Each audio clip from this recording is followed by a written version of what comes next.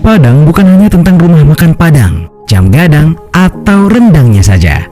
Lebih jauh, ibu kota Provinsi Sumatera Barat sekaligus kota terbesar di pantai barat Pulau Sumatera ini juga syarat akan sejarah dan budaya yang khas. Kira-kira sejauh mana kalian khatam soal pengetahuan terkait kota Padang? Yuk cari tahu lewat fakta-fakta berikut ini. Hey there, subscribe to my channel. And also press this bell icon. Kota pelabuhan di bawah bendera VOC. Membincang soal sejarah Padang, sudah barang pasti kita akan sampai pada titik di mana kota ini berperan sebagai kawasan rantau Minangkabau. Berawal dari perkampungan nelayan di Muara Batang Arau, kawasan ini kemudian berkembang menjadi bandar pelabuhan yang ramai setelah masuknya Belanda melalui VOC. Saat itu di tahun 1663 juga dibarengi dengan migrasi penduduk Minangkabau dari Luhak. Sebenarnya koloni Inggris pernah datang ke Padang pada tahun 1649. Namun pesatnya pembangunan baru terlihat setelah kedatangan Belanda, terutama ketika melihat muara yang bagus sebagai daya tarik. Mereka inilah yang kemudian membangun pelabuhan dan pemukiman baru di pesisir barat Sumatera tersebut. Gerakan melawan monopoli VOC terjadi pada 7 Agustus 1669 oleh masyarakat Pauh dan Koto Tengah.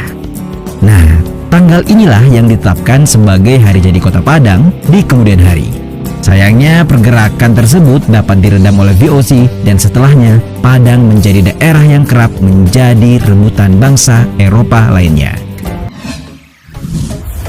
Asal-usul dan profil kota.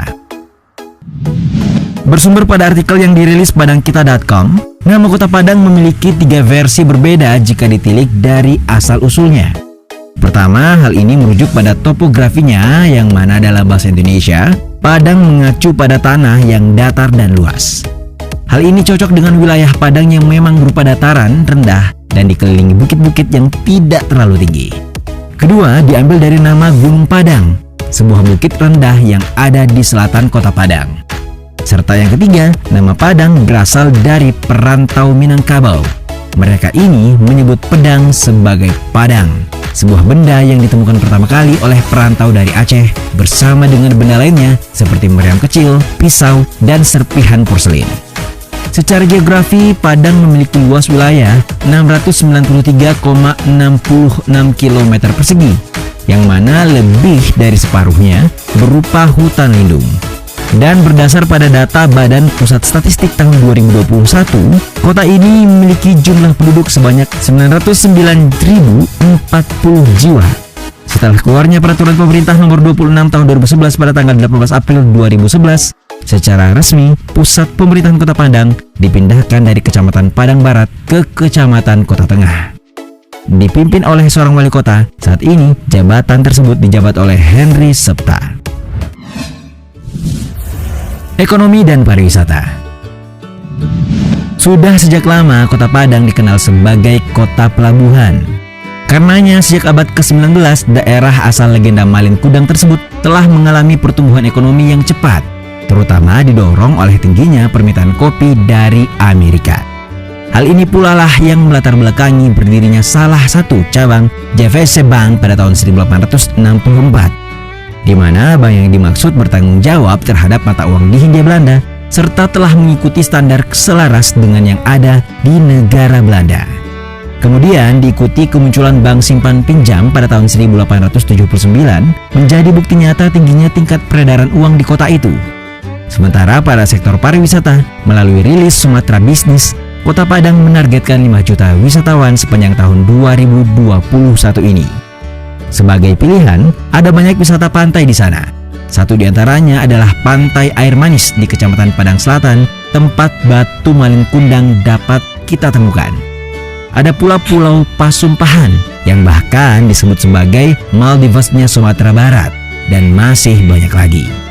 Nah, jika ingin mengenal sejarah budaya Minang lebih dalam, berkunjunglah ke Museum Aditya Warman yang akan menjadi solusi terbaik untuk kalian. Untuk rekomendasi lainnya, boleh kalian tambahkan di kolom komentar. Perempuan melamar laki-laki. Lumrahnya kita akan memahami laki-laki lah sebagai pihak yang mendominasi, terutama dalam hal lamar-melamar. Ya, laki-laki melamar perempuan adalah yang umumnya terjadi. Namun, tahukah kalian, ada sejumlah daerah di Indonesia yang memberlakukan hal sebaliknya. Dan Padang, Sumatera Barat adalah satu di antaranya. Tradisi ini sesuai dengan budaya masyarakat yang menganut sistem matrilineal, di mana garis keturunan didasarkan pada ibu. Hal ini sebagai bukti bahwa sistem di Minangkabau adalah matriarki, alias menempatkan kekuasaan keluarga pada pihak perempuan. Melalui tradisi pernikahan Padang misalnya, dikenallah istilah maresek atau lamaran. Di tahap ini, pihak keluarga perempuan mendatangi pihak laki-laki dan biasanya dengan membawa buah tangan seperti kue atau buah-buahan terlebih dahulu. Kemudian pihak perempuan juga akan datang membawa seserahan lengkap beserta cincin emas, juga sejumlah uang atau uang japui. Mengutip rilis Asumsi, saat ini masyarakat Minang merupakan masyarakat penganut matrilineal terbesar di dunia, di mana anak terlahir dengan mengikuti garis keturunan ibu, bukan bapak. Budaya rantau. Faktanya sistem matrilineal di Padang juga berdampak pada budaya lain di luar dari urusan pernikahan. Nah, budaya yang dimaksud adalah budaya merantau. Sebagaimana diketahui, sistem matrilineal Minangkabau hanya memberikan harta pusaka atau hak waris kepada pihak perempuan, sedangkan pihak laki-laki hanya memiliki hak yang kecil. Sehingga kaum laki-laki Minang memilih untuk merantau. Meski saat ini telah banyak perempuan Minang yang juga melakukan hal sama.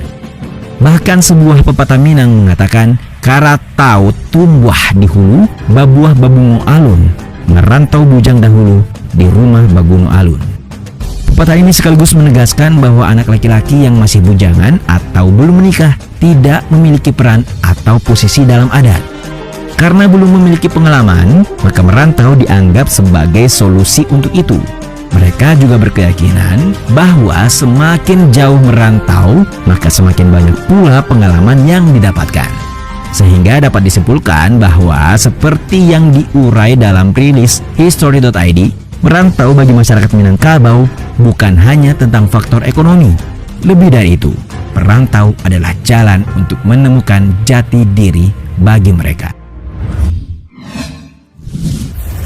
Rumah makan Padang dan pergeseran identitas.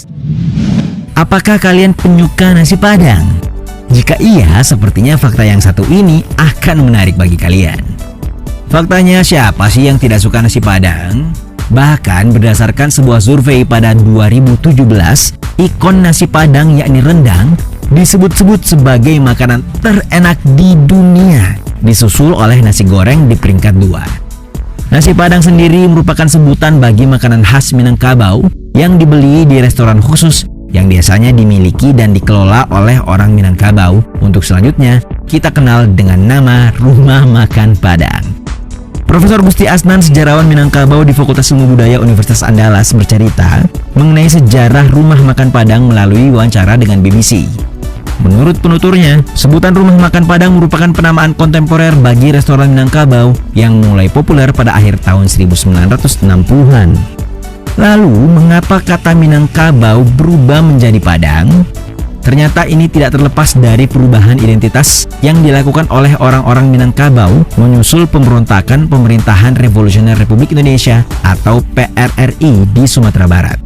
Tindakan keras dan cenderung menindas dari pemerintah pusat waktu itu mendorong orang Minangkabau di perantauan berusaha mengganti identitas mereka dengan berbagai cara, termasuk mengganti nama etnik dari Minangkabau menjadi Padang. Kota tanpa minimarket. Tidak berhenti pada budaya dan kuliner, nyatanya kota ini juga punya keunikan lainnya. Berdasarkan penelusuran VOI, Provinsi Sumatera Barat menjadi satu-satunya tempat yang belum ada Alfamart ataupun Indomaretnya. Karena itu, tidak akan kalian temukan kedua minimarket tersebut di Bukit Tinggi atau Kota Padang. Tentu saja akan muncul pertanyaan, mengapa demikian? Mengapa minimarket yang menjamur di seluruh Indonesia justru tidak ditemukan di sana? Usut punya usut, ternyata ini ada hubungannya dengan izin operasi. Pemkot Padang, Sumatera Barat berkomitmen untuk menolak membuka keran izin untuk waralaba, Indomaret, dan Alfamart. Tujuannya agar usaha mikro kecil dan menengah atau UMKM setempat tidak padam dan mengalami peningkatan. Pemerintah Padang memiliki tekad yang bulat untuk memajukan UMKM lokal dan mendukung pedagang tradisional. Karena itu, sebagai pengganti minimarket, pemerintah mencanangkan minimarket lokal, di mana Minangmart adalah satu di antaranya. Itulah tadi fakta seputar Kota Padang yang telah kami rangkum dari berbagai sumber. Nah, kalau menurut kalian, hal apa sajakah yang paling lekat dengan Kota Padang?